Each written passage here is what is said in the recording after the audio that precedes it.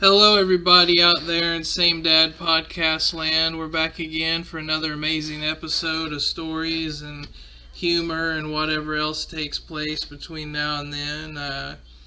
My name is Jesse. This is my sister Kellie. How you doing today, Kellie? I'm doing pretty well for a Tuesday. Is it Tuesday? Yeah, Yeah, I'm good. I think so. I know the Bears barely lost and they played on Monday, so yeah, I think it's Tuesday. Yeah, that was a tough one to watch. What did I see there last in the league for passing yardage? Something like 127 yards.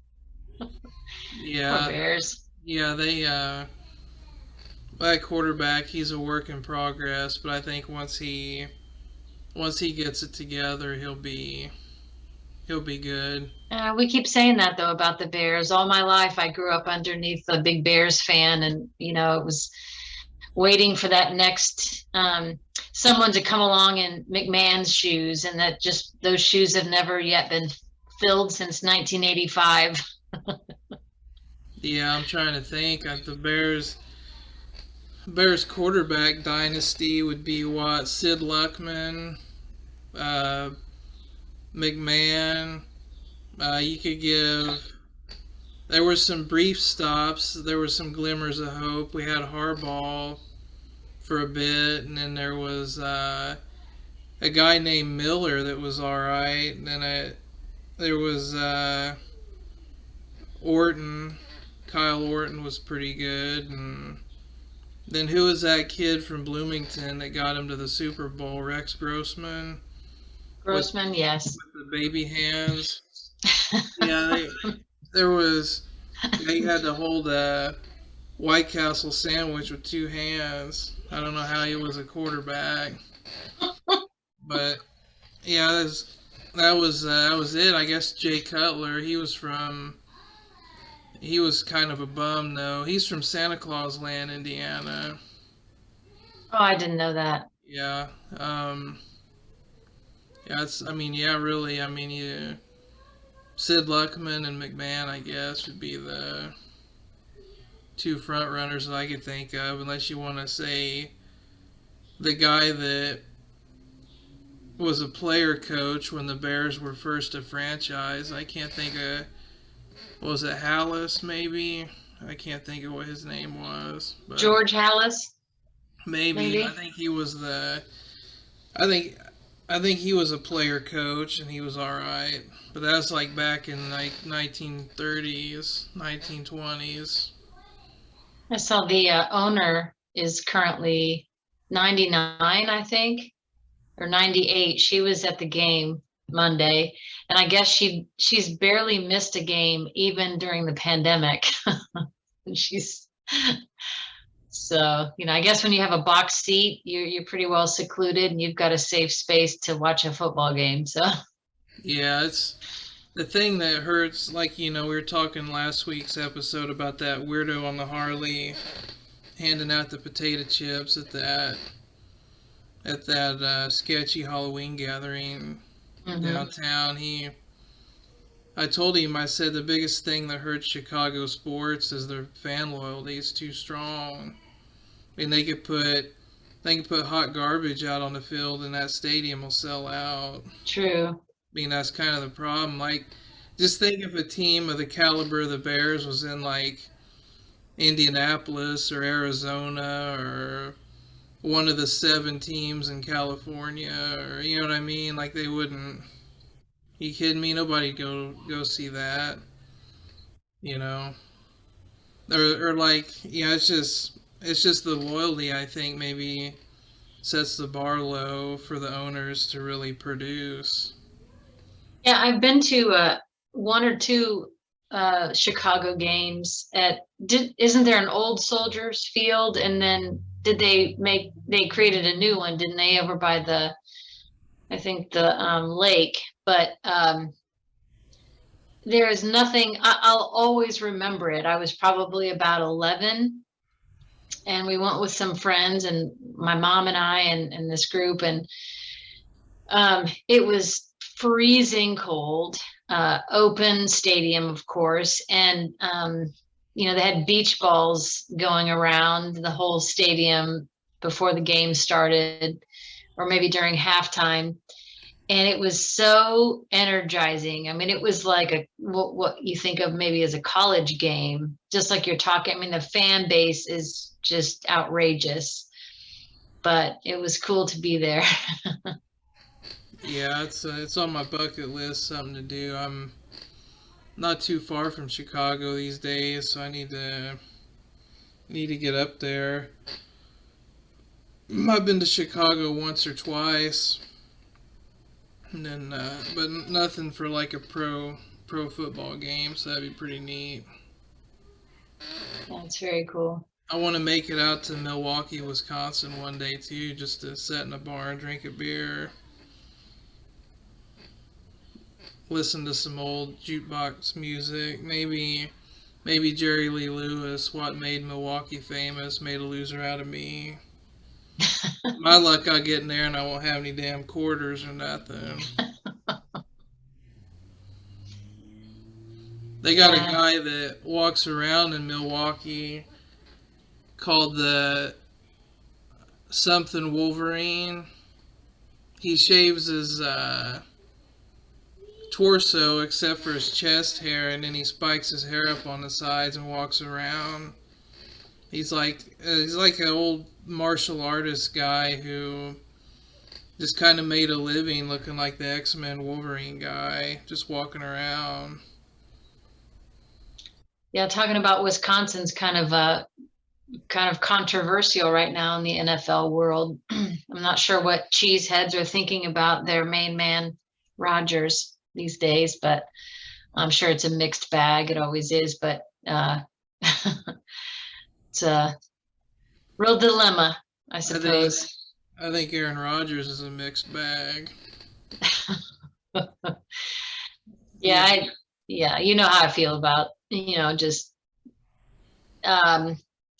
not being forthright with what you're trying to say and being cryptic with your wording. It's one thing about personal beliefs, even the Colts quarterback, being openly, deciding not to vaccinate, but he's honest about it, and he follows the protocols that are in place. I'm not sure why that was so hard for Rodgers to do. Yeah, it's I don't know. He's that California is starting to show. Just be blatantly honest. Yeah. He's got more money than he needs to ever have, and he made it clear that he could take it or leave it when it comes to football. And it's a shame because he's probably one of the best, probably top 3 currently, not forever, but yeah. Currently, I don't know. It's I always feel that if a guy doesn't want to be out there, get him out of there. I think ultimately, yeah. There's plenty of guys that would step in there, not be as good as him, but they'd at least step in there and not fuck around and cause all these problems. Mm-hmm. But I was trying to think. Last week's episode, we covered a lot of ground. It was probably one of the more jam-packed episodes, just of a lot of the stories and things that were told, and some of the funny, like, one-off mentions of different things. And usually our episodes, there's a heavier topic that I can kind of go with as like the main, and then I kind of pick maybe 2 other ones as kind of like the side topic when I come up with maybe a title for the episodes, or like when I describe them, like when you put them on when you upload them onto a podcast application, you get like a little blurb there. I usually put like a structured sentence together, kind of covering maybe like the 3 main topics. Like today, we talked about blah, blah, and blah. And then like I try to be somewhat sufficient with the title to the point where like one of my favorite sitcoms as Cheers and Frasier and Wings, and I always loved the titles of the episodes. Like those writers always just kind of come up with, because they have, sometimes they'll nail it right on the head, and then other times maybe they'll take maybe the second or third or fourth joke on the list of priority, and then they'll make that the title to kind of be kind of elegant or sublime about it.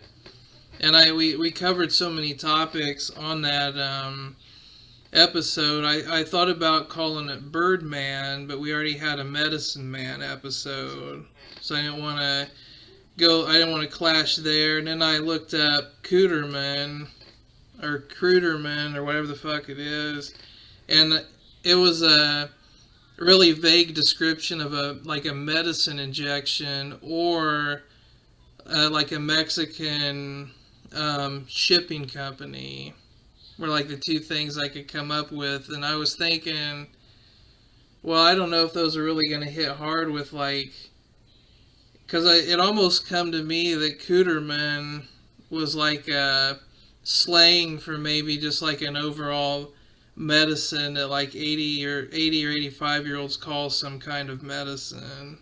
So I was like, well, if I title it My Cooterman's High, then like I don't know if anybody's gonna really even know what that is or where I'm coming from. So I didn't go that route, and then I thought, man, what can I call this episode? So I thought it would be, I took a different kind of more mellow or vaguer approach, kind of like maybe to clash ironically with all of the content, and I just called it Trick or Treat, because I thought maybe there'd be some humor and just looking like I didn't give any effort in the title. So I don't know, that's kind of, so I went with Trick or Treat, but there was so much covered in that episode. I mean, you could have just went any way, but last episode we did was definitely the hardest one for me to title, for sure, which I guess is probably a good thing. If we had, I mean, because we just had like a big spillage of content. I mean, there was just so much. And there were so many gems that Dad and Mom threw out that it was like, so there are a couple of things that maybe wouldn't have been name worthy, because I'm not sure how I would have put that into a title.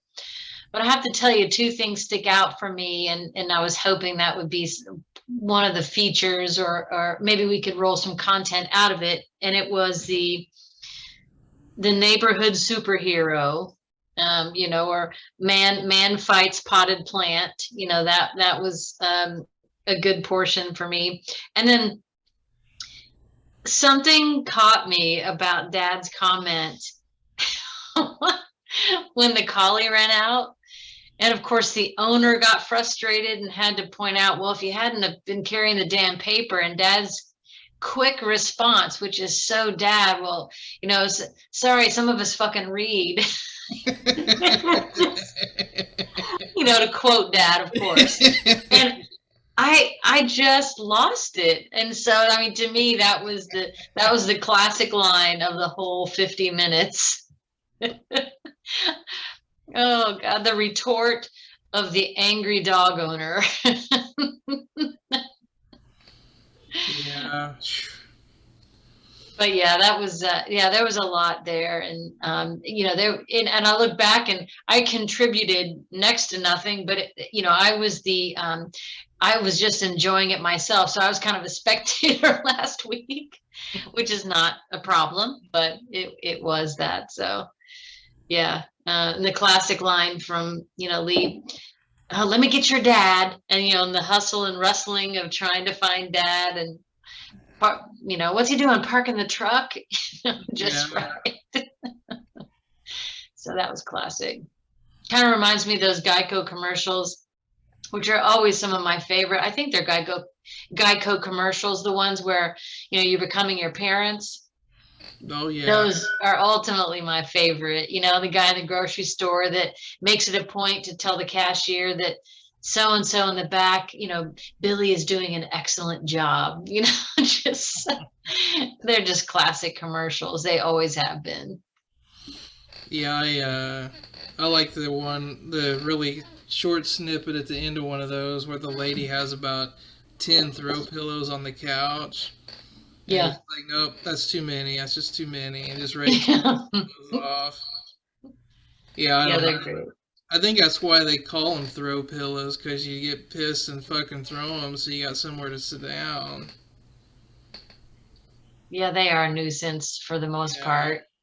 In fact, last night, that's funny you should say that because I guess I'm that typical person who decorates with multiple pillows on their bed.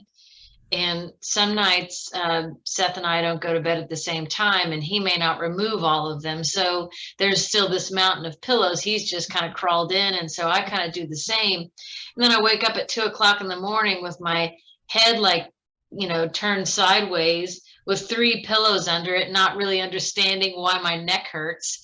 And then I end up like tossing 5 pillows off the bed. And it's ridiculous, really. For the 2 times a week I make my bed. It's crazy. But yeah, pillows are really, home decor itself is kind of a topic here at our house because we are going to do some remodeling.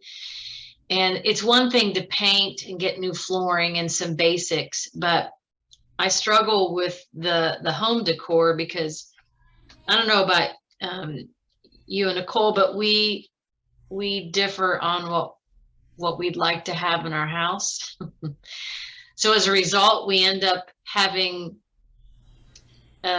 next to nothing or things that are just as they were. So I'm afraid that we're going to have all this work done, this new painting and flooring, and then we'll just put our old stuff back in place. And I hope that doesn't happen because we can't decide or the money runs out, one of the two. Yeah, furniture's too expensive. I remember when I first got my own place in the military,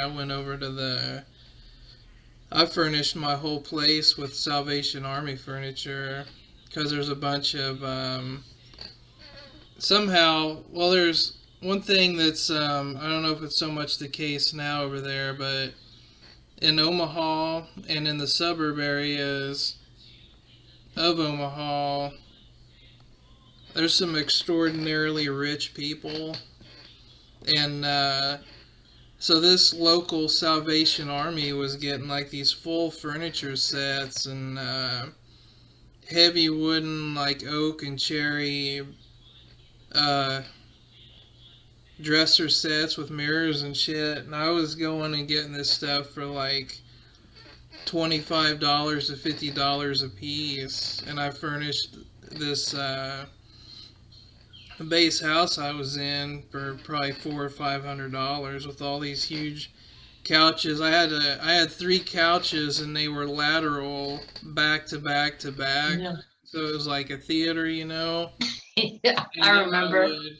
I would flip. Sometimes I'd sleep. I'd take 2 of the couches and flip them face to face and take the 3rd couch and press it to the back. So I had like this big like ball pit effect of a bed. If you can imagine 2 couches face to face, and then you just kind of dive in there and go to sleep. But yeah, like an adult baby bed.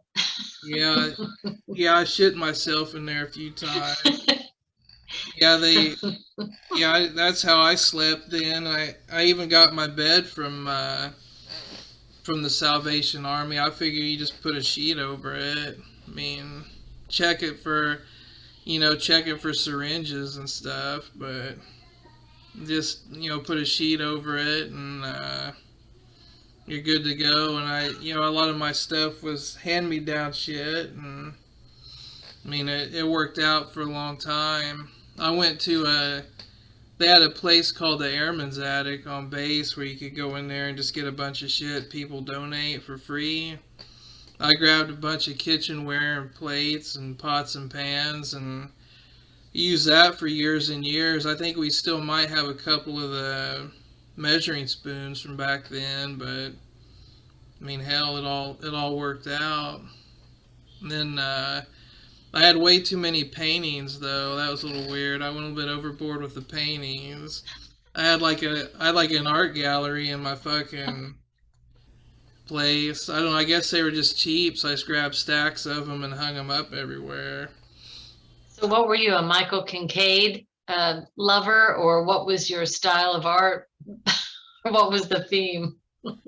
Those just the house, like a house with some trees next to it or something, or the classic like ducks flying out of the field kind of shit.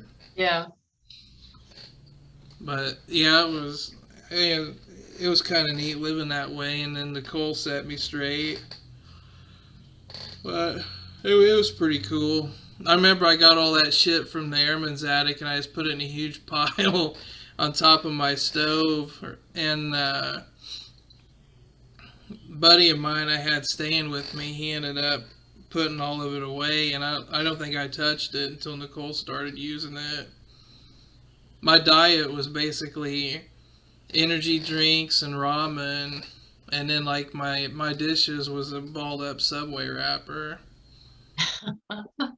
Now I remember when you bought your first house, I remember Dad saying that you pretty well stocked your freezer from dollar store freezer meals. Was that also what I recall? Yeah, I'd still eat like that if I could. Me too. I mean, I could eat. I used to get.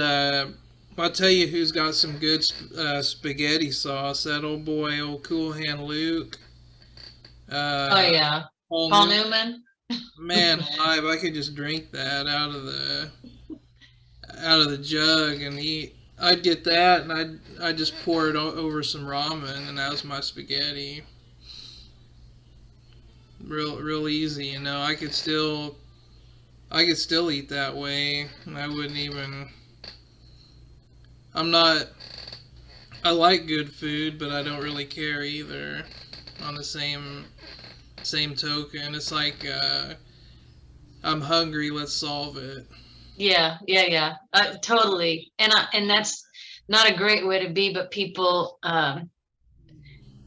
I mean, there's whole culture and cuisine and lifestyle things surrounding, good cooking and healthy eating and wellness. And it's like shiny objects. It does attract me, and I'll get on I'm try to eat clean for, 2 weeks, as they would call it. I get these recipes and we buy special ingredients.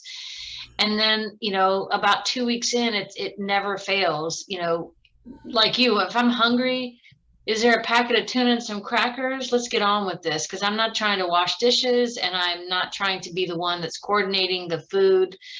And so, it may be a little different in your household if you're in a traditional setting, which we somewhat are here, and that seems like the two men that are still living in this house look at me like, what's for dinner?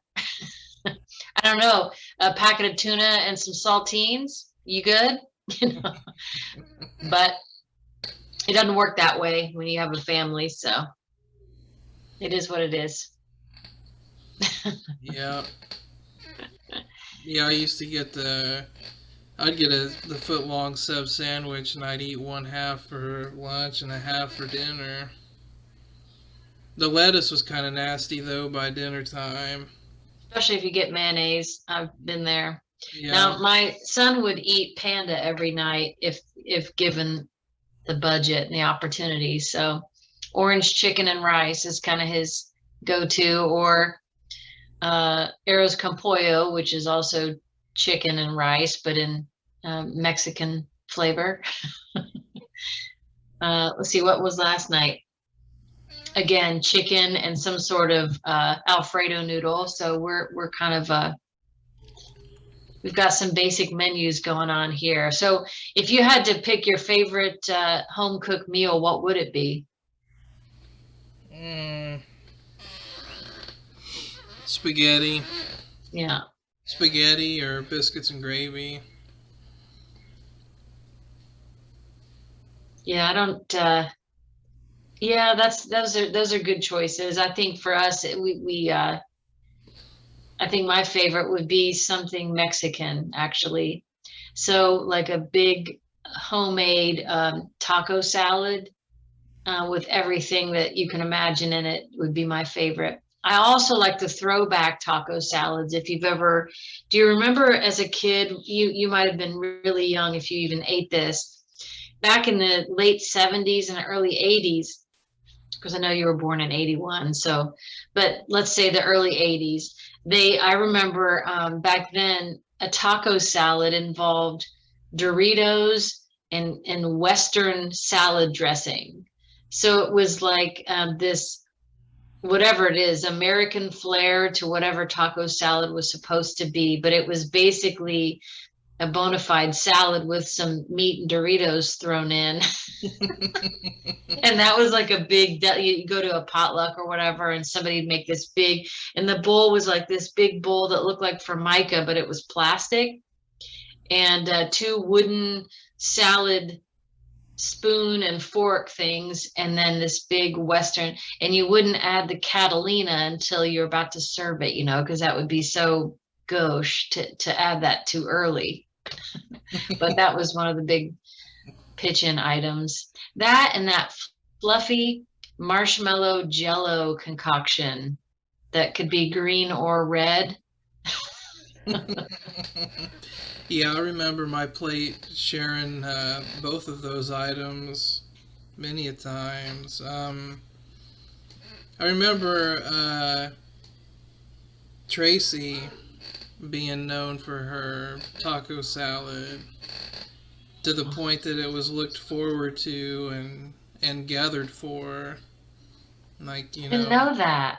I might have to reach out to her and get her recipe. Yeah, it was like what you described, where there wasn't a dry spot anywhere. Yeah, right. Like every chip had goo on it, and there were beans, and it was basically like a legitimate salad, but with extra taco stuff.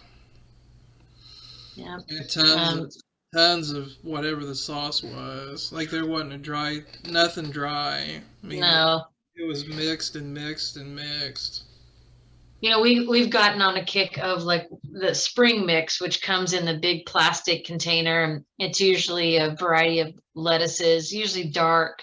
There's some purple, there's some spinach, and some arugula that's kind of peppery and kind of earthier tasting, which sounds like but we're kind of on this kick where it's kind of like what I would call the kitchen sink salad, where you throw anything that you find that, like vegetables are about to go bad, or you could do like nuts and cranberries and things like that. We love Swiss cheese, so we bought some shredded Swiss cheese. It almost gives this bite like it's Parmesan. And then of course, our way, and particularly Seth's, is to not have anything dry in the salad. So no matter what kind of bed of lettuce you have, as long as you've got these added ingredients in the dressing, it's pretty well eaten. But man, we go through about 2 of those almost every week and a half. Mm-hmm. And that's been kind of a big deal for us. But yeah, we go in phases. Then we'll eat like crap and we'll eat pizza every other day. It's never consistent or doesn't last. Yeah. Yeah, you just do what you gotta do. I love Taco Bell. That's my, damn, you can feed like, well, let's see, I had Nicole, her dad and me, and bought everybody breakfast and came in at like $18 and some change for this heavy ass sack of goodness. You're not gonna get that for that money nowhere else. No, we used to have some jokes about Taco Bell bags, because if you literally, if you pulled a sack out and it was fairly heavy, you're like, wow, you've really splurged. You know what I mean? Because you could really, usually we'd get a couple items a piece, and it was always, well under $15 for 3 people. And I don't know. We kind of migrated away from Taco Bell. I don't know about where you live, but our Taco Bell service, I don't, the franchise in general, they don't check up on their stores or what, but they are run very poorly. I mean, even prior really to the pandemic, they started to decline. I mean, you could be in a Taco Bell line for at least 15 minutes. And that was after you ordered, it got really bad. So we kind of migrated away, and I'm not sad about it, but I do miss some of their items. I miss they used to have Mexi Melts. Did you ever try those? So Mexi Melts were our go-to. They had something called an enchilito, which is a real throwback, which is basically this boat of soupy love that was kind of like a enchilada with too much sauce and some cheese melted on it. But we talk a lot about different Taco Bell experiences, or Taco Tico. Now, I don't know who might be listening that even knows about a Taco Tico, but I think they originated out of Ohio. But we had a couple Taco Ticos here in Anderson. And I actually met doing some marketing work with a gentleman in town. He spoke up in a meeting one time and said that he was at least a 10-year manager of Taco Tico in Anderson. So everybody flocked to him. Tell me about the Tico meat. What's in it? Because it was always so different than Taco Bell. And I was waiting. I had my pen in hand, and I'm ready for this recipe. And he said, "Oh hell, I don't know. We got it from Texas." So all my hopes and dreams were dashed. It was in a big pillowcase-sized plastic sack from Texas. That's it. He said, "Hell, I just pulled some scissors out and cut a corner. That's all I ever did, and heated it up in a big pot." So yeah, I remember things coming in bags at Hardee's.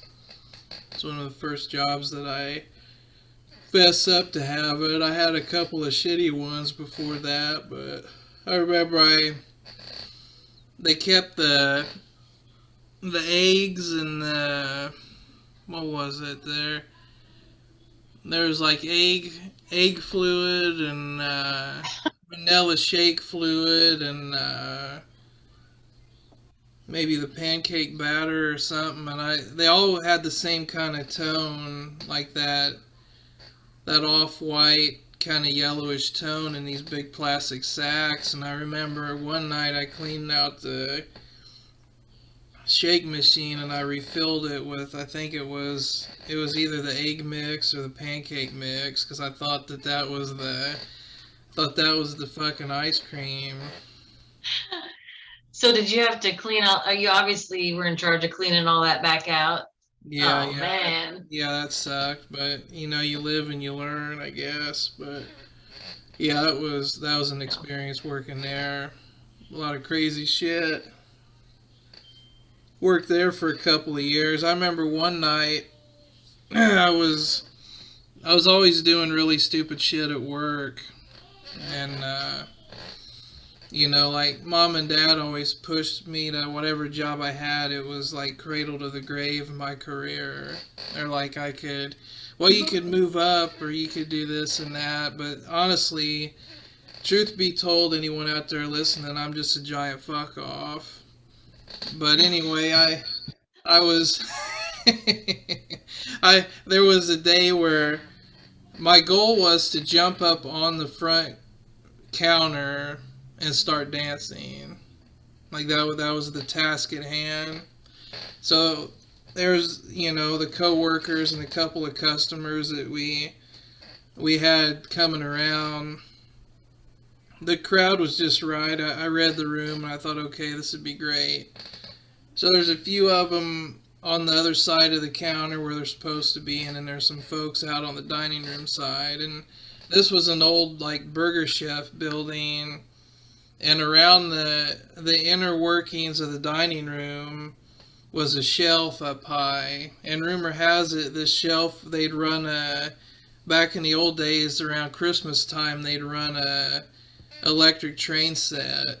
around the inner workings of this dining room, and I don't really know what else the shelving could have been for, because in my lifetime, as it being Hardee's, they never put shit up there. It was just this big overhang shelf, kind of where like an upper trim would be in a room, and so I didn't account for this shelf or how tall I was going to be. So I, out of nowhere, I leap up. Back when I was agile years ago, I leaped up on this counter, stood up, cracked my head on this fucking shelf, fell down onto my stomach, and rolled off the front registers, half conscious, and just laid there for a little bit.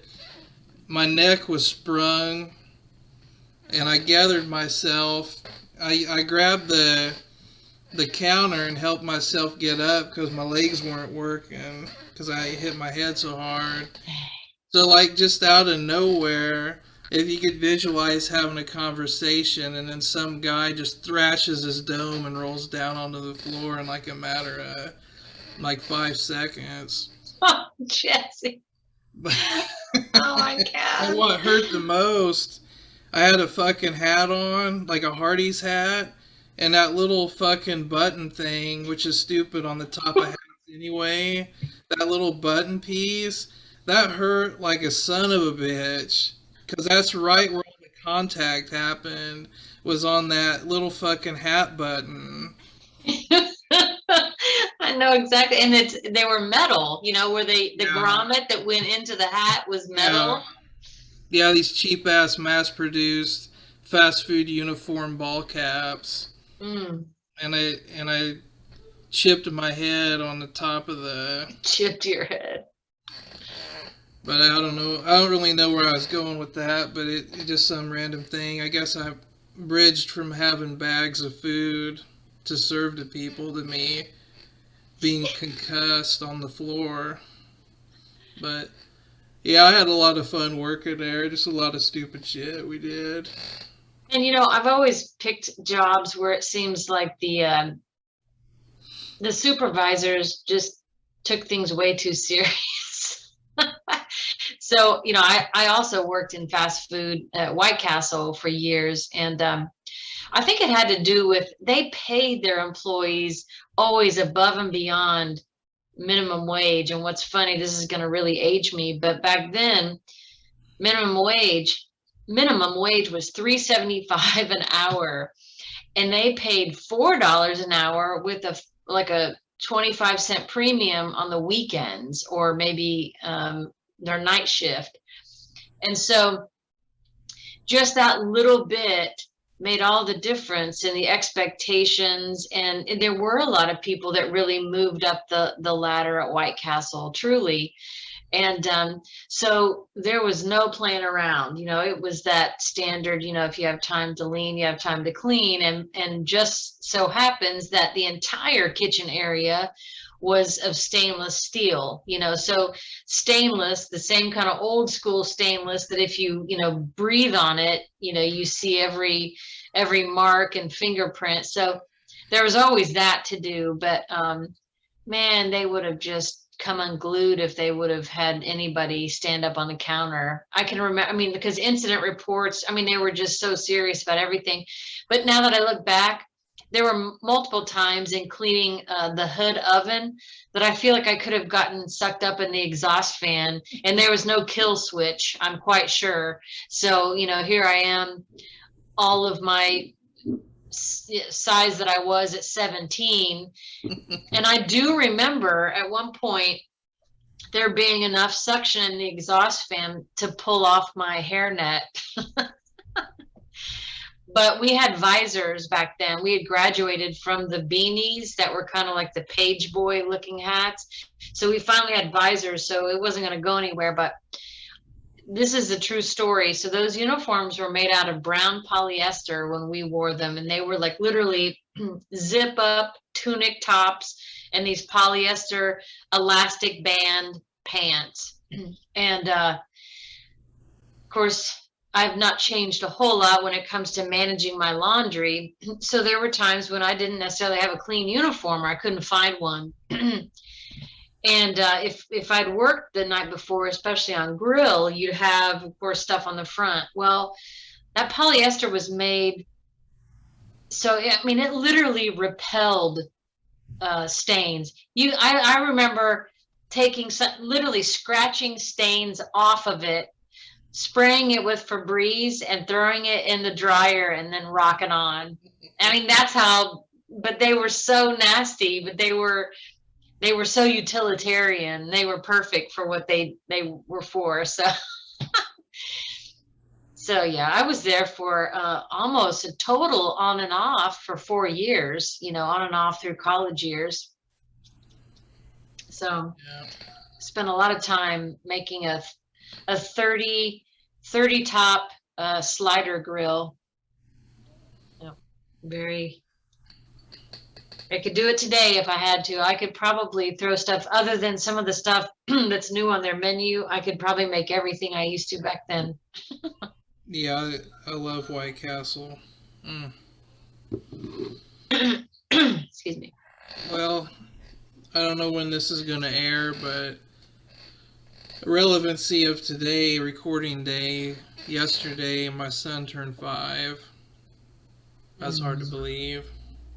Yeah, it So is. happy birthday to him, and love you, buddy. And I was just thinking, he had his party and everything turned out real good, and Nicole always goes that extra mile and gets everything dialed in just right, and I think everything turned out pretty good. He got some pretty neat gifts. We got stuff all over the apartment now, and we have until Christmas to get it organized before it goes right back to looking that way again. And one of the coolest gifts he got was a Mario Kart racetrack, a big, like a 10-foot long, 5-laner Mario Kart racetrack, where you put the little cars in, and you release them, and they go down the track, and yeah, it's pretty neat, pretty cool.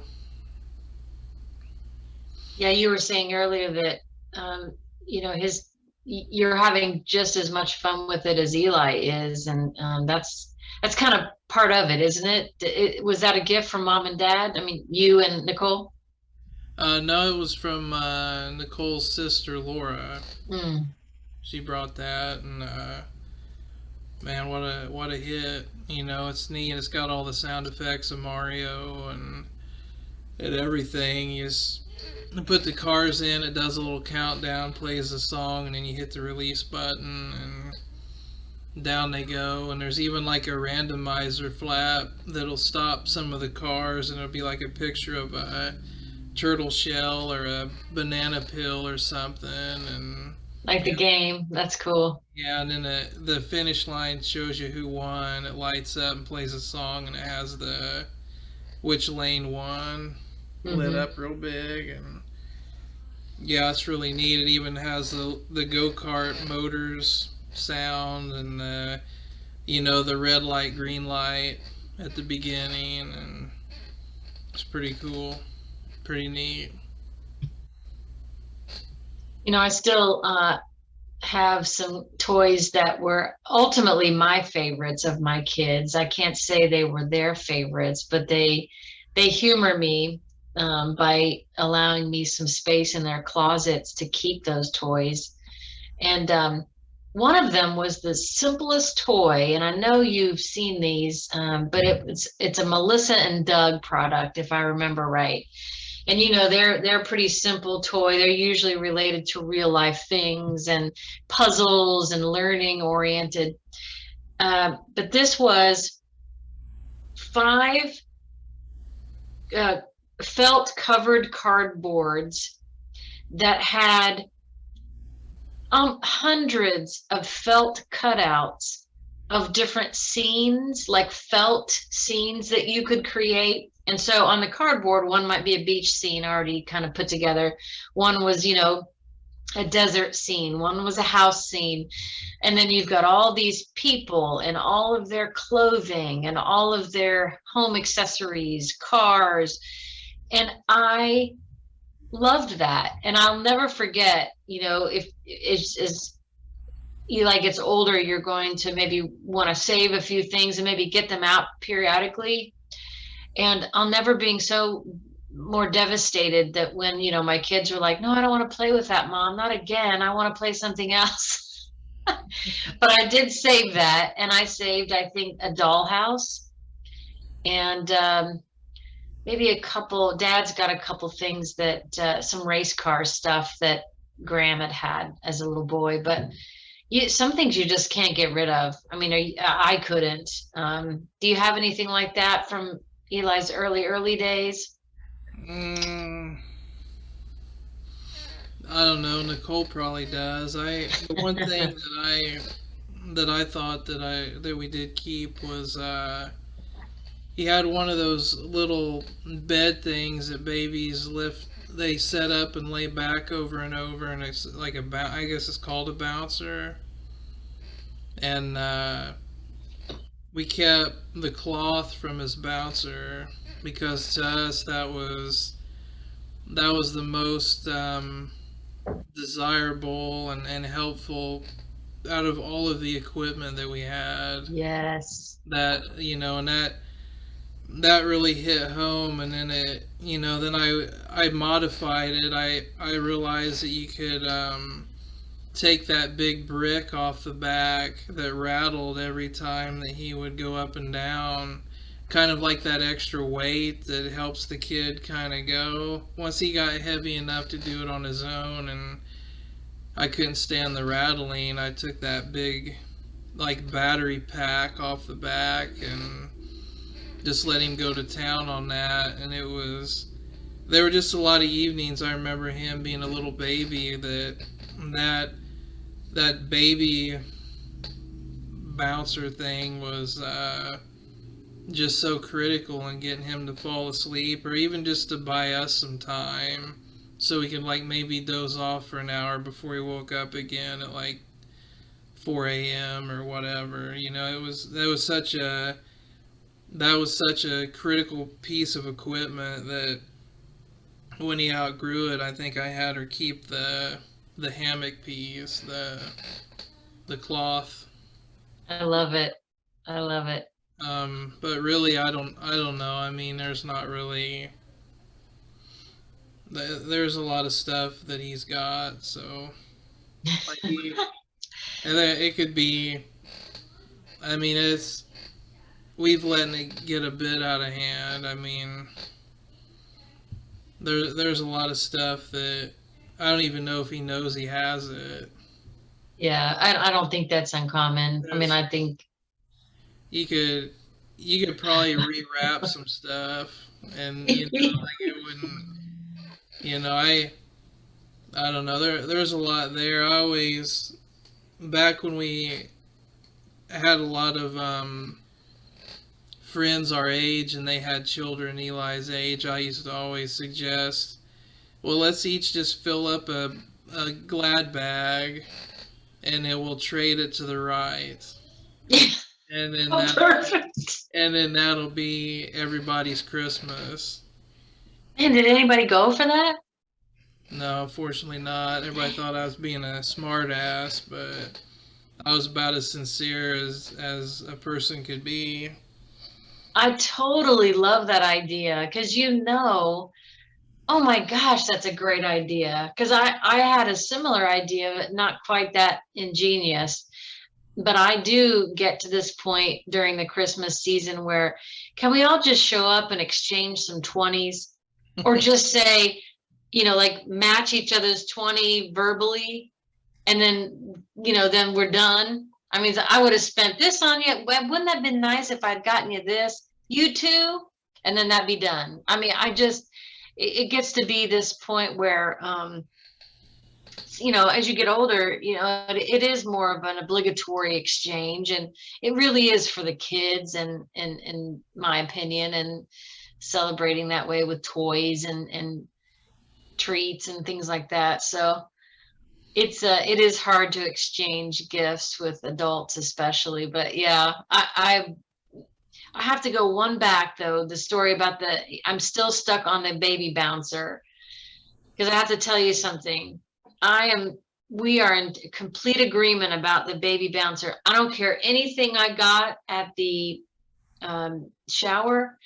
That bouncer saved our lives. It saved our marriage. We literally, because I think it was, I don't know if it was Emma or Graham. I think it was Graham. We put him in that bouncer in between us on the bed, literally. So we were the bumpers on the side of the bed, but because he loved to lay in that and he wanted to be near us, or at least know that we were near, for a little while early on, I think it was Emma actually, she would sleep between us in that. Yeah. And I'm sure the visit from the home nurse would have not approved. Whatever works. Yeah, you do all kinds of stuff just to get some sleep, that's for sure. Yeah, whatever works. I remember, and you pick up on little subtle signals from your spouse as well. I would, when Eli was born in Nebraska, Omaha, and then we moved back to Texas for a job offer that I got, and we grabbed the first house that we could find, which didn't work out. We only ended up living there for a few months, mainly because the lease that we signed, these people wanted the lease to break at a certain time of the year because the home had a pool. So as a signing point, they wanted the year cycle to be equivalent to when they felt that there would be a prime desire for people to rent a home with a pool, which, okay, that's fine. But they put April 31st on the lease, and that's not a real day.